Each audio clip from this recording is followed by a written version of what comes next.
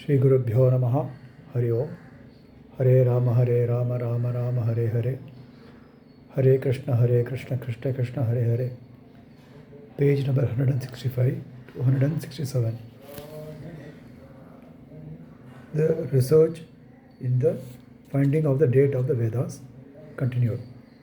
In the English language, for example, today's English world cannot understand a word of what is known as an Old English or Anglo-Saxon, and the changes in it have happened within less than 1000 years.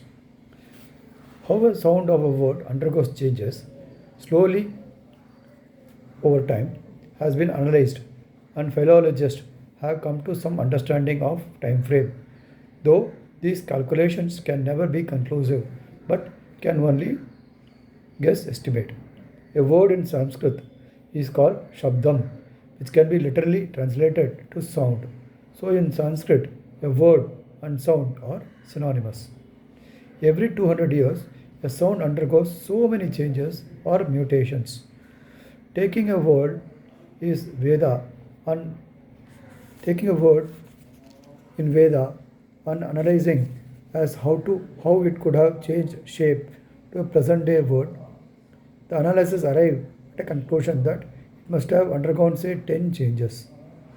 Thus they have arrived at a conclusion that Veda could be as old as anywhere between 200 to 600, 2000 to 6000 years old. Thus Vedas cannot be older than 4000 BC. These are sort of opinions expressed. I will give you a counter argument. In our houses, we have many types of utensils. Some are used every day and some are used rarely. The pressure cooker, these days Vengalapane in Tamil, has to be used daily, may have be even twice a day. It has to be cleaned and reused. Compare this to a huge container of water which has been used only occasionally and cleaned maybe once in a blue moon. By their wearing out, we cannot arrive at any conclusion of their relative age. Similarly, in language too, the words used in day-to-day conversation may undergo much change. But this logic cannot be applied to the Veda Shabdas. Yes, Vedas are chanted every day, but how are they chanted? Though chanted every day, they are pronounced without letting any aberration of the original sound.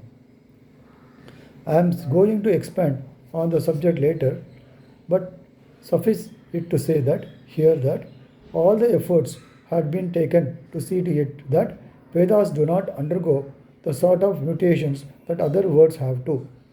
They remained unchanged over very long periods because of special efforts. Out of Vedas, the Rig Veda is the earliest, then Yajus, then Sama and Atharvana in that order.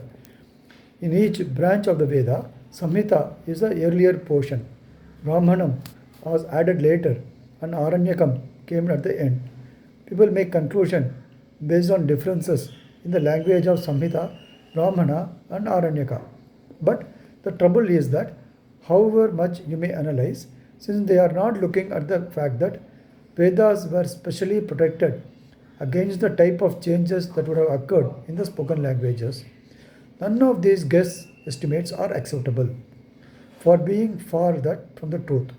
Then if you claim that despite the efforts to guard against the changes, the Shabdas may have undergone changes, then your scale may have to be broadened to 2000 years for a very small change. Wear and tear of words applicable to normal spoken languages is simply not applicable to Vedas. Hindi became a language only within a past 300 years or so, but since it spread over a very vast area, absorbing itself Sanskrit, Arabic, Persian, English and so on. Within a short span of it has changed a lot. Tamil has comparatively remained restricted to a smaller geographical area. But even then, Taimanavar songs are easier to understand compared to Kambaramayanam. But if you go back successively from Kambaramayanam to Tevaram to Tirumurugatrupadai, the degree of difficulty will increase. But this is not equally applicable to Sanskrit. Though Sanskrit was spread all over India, it was protected by the intelligentsia against erosion and mispronunciation with great respect, diligent regard, and delicate care. Moreover, Sanskrit remained a language of literary and not the spoken language of the common man. Now then, in the light of the above, consider the fact that effectiveness of mantras is totally dependent upon the correctness of pronunciation. To safeguard against this deterioration, a whole caste of people had been tasked to do just this job from generation to generation. It is a fact of life that they have been doing this very job over thousands of years, till as recently as the arrival of Britishers in this country. With the concomitant historical changes in all walks of life, at every strata of the Indian society. Anyhow, the point to bear in mind is the fact that none of these researchers have disproved the anaditvam of the Vedas. Now we should try and understand as to how the Vedas' correct pronunciation and sound was saved and guarded against the corruption. This was mainly done by the foolproof methods of Adhyayana, to elaborately covered in the subsequent paragraphs. Sri Gurubhyo Namaha Hari Om Rama Rama Rama Rama Rama Rama Rama Rama